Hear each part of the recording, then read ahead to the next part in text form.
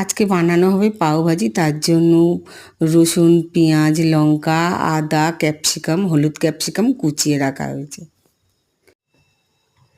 কড়াইয়ে বাটার দেওয়া হলো, রসুন কুচি, আদা কুচি, লঙ্কা কুচি, পেঁয়াজ টুকরো করা,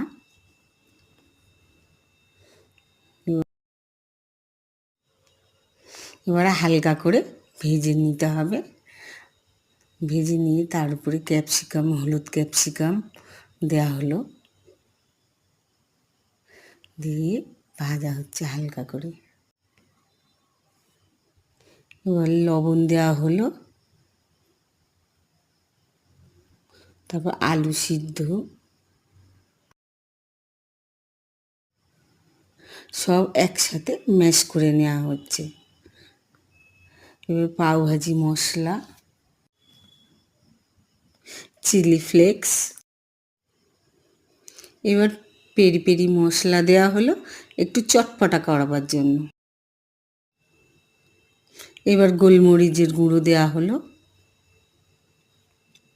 দিয়ে এবার নাড়া হচ্ছে।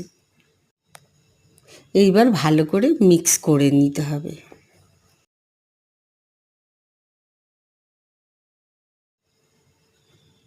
এবারে চিজ একটু গ্রেট করে দেওয়া হবে, আপনারা আপনাদের ইচ্ছে মতো চিজ দেবেন।